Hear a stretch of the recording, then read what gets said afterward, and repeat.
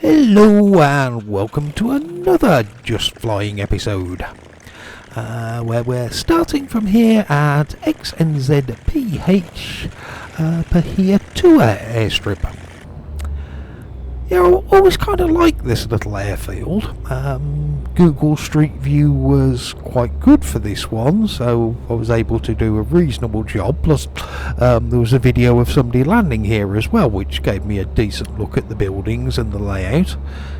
I don't think it's too bad of a representation of what's actually here, although there are some extra eye candy bits just to make it look nice. Right, says the wind is only 6 knots, but it's probably enough to go down to the, looking at that windsock is sideways. Okay, even though the weather info says it should be more straight down the runway, but, well, never mind. Yeah, 6 knots, not much, but may as well go down and do it properly. Yeah, crop dusting airfield, I think this one, or at least there's people called Rural Aerial Co-op Limited, or they operate from here. Don't know, but I assume they own the place as well.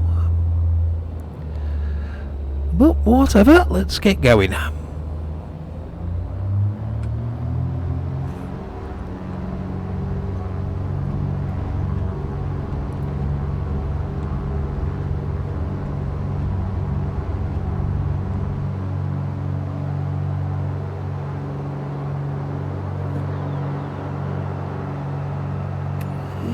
Okay. Yeah, so the Olympics starting fairly soon, aren't they? And I'm sure I'll watch a bit of that. Although, every Olympics there are some added sports that come in as a demonstration event kind of thing. And this year included in the Paris Olympic Games is breakdancing. How? Who decided that okay, when it's done by skilled people, it's very impressive to watch, but can you even call breakdancing a sport? Well, I suppose the Olympic Committee have actually answered that question for me, haven't they? And yes, it can be a sport somehow, because it is in the Olympic Games this year. Yeah, although for other sports, one thing I heard recently which kind of amused me, and to be honest it's quite a nice idea too. Somebody said that normal people should do an event first, just to show how skilled the actual athletes really are. Now, I think that would be cool, but not just doing it first. Imagine this: 100 metres final, paint an extra 9th lane and get a random guy out of the crowd, so you have 8 of the fastest men on the entire planet and some middle-aged bloke called Pierre who's wearing a pair of jeans and just finishing his hot dog during the pre-race introductions. That would definitely add to the spectacle. I'm all in favour of that. Okay, putting Jean-Pierre in the ring during the boxing might not be the best idea. Yeah, him versus a trained heavyweight fighter. Okay, so yeah, Jean-Pierre might become eligible for the Paralympics, which start a month later, but yeah, that's probably not a good look for the organisers, is it? But for a lot of events, I think this is a winner. Imagine Annabelle, who works at McDonald's in Bordeaux and looks like she gets through at least 10 burgers a day. Stick her in a leotard, give her a ribbon, go and be a rhythmic gymnastic person. Yep. Show us what you've got, Annabelle. And perhaps Jean-Pierre and Annabelle in the trampoline event too, which then again might also lead to them coming off the trampoline sideways and making themselves eligible for the Paralympics. Okay, yeah, This does need more thought and careful consideration of which events we're including to have an additional random person. So yeah, might be able to get it sorted for the next Olympics. Yeah, and who knows, maybe competitive burger eating might be a demonstration sport for the next one, and Annabelle will actually be in the French team that time, so that would be nice for her. Yeah, Los Angeles next time, I think, isn't it? Yeah, the next host city for the Olympics, 2028. Although before that we do have the Winter Olympics, which I believe is in Italy. Yeah, so Lorenzo, who's just had a hip replacement after retiring from driving a bus, yeah, you could stick him in a bobsleigh, I suppose. Or the luge, as that's a one-man event. And hip replacements, they usually metal alloys. So a bit of welding and a few brackets. You could stick him to the luge so he doesn't fall off it. I mean, safety first after the boxing incident with Pierre. Yeah, so Lorenzo could be great at that. Perhaps not the ski jumping or those kind of sport. No, actually no, wait. We just need to tweak the rules slightly, don't we? So those big air-filled balls that you climb into, are they called Zorb balls, I think?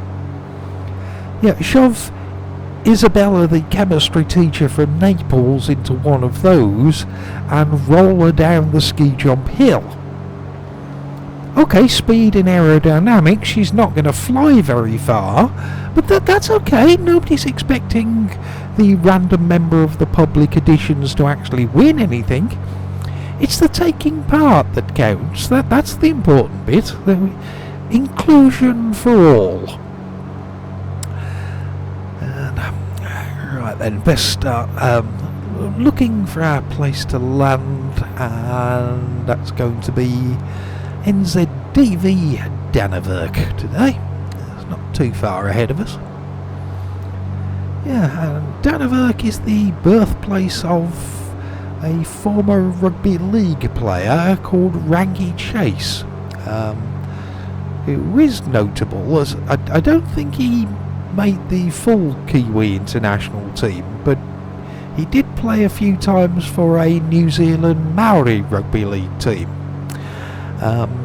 Anyway, he moved to England fairly early in his career, and I'm not sure if there's any English heritage in his family line or if he qualified for UK citizenship after playing there for so many years.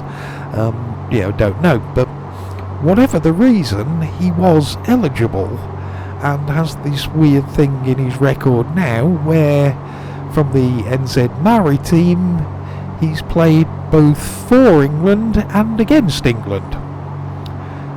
Don't think he ever went down a ski slope in a Zorb ball though, so yeah, he's not that impressive really.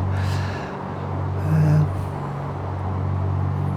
glare making it a little bit difficult to see, but I think... Oh no, oh crap, there it is. Okay, not going to make that, are we? Too high, so we'll need a quick orbit to rescue this one. Yeah, that glare you get when the sun's low in the sky. Strange one, because to me it does seem a little too bright sometimes, as if the glare effect is too strong. But on the other hand, I think it looks quite nice visually, and I hope they don't really change it much in the future. Kind of hazy effect can be quite cinematic and pretty on occasions. Right then, lined up, and not really bothered about getting down too early with this one. It's a long runway and we're parking at the other end of it. I'm not sure we'll even need to put the brakes on.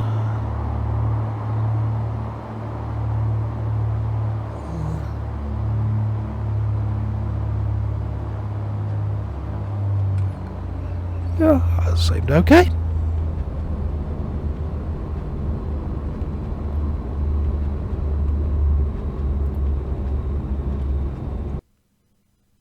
And yeah, let's have another little look.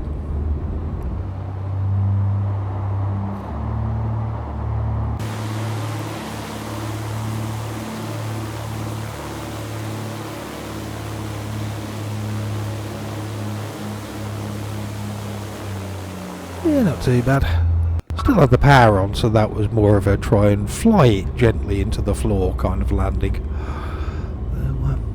Anyway, we'll park up here, and thanks to my mate Hendrik, who once came here and took some photos, yeah, we now have a few custom buildings.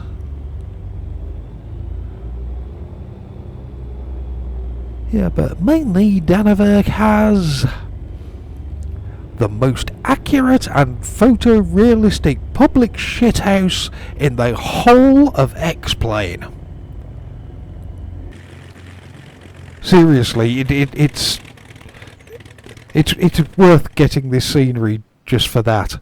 Pay where scenery makers would charge you at least $20 for a crapper like this one, and you can get it for free. Right, I'll go and tweak my Olympic plan. Yeah, I'll see you again soon then. Bye.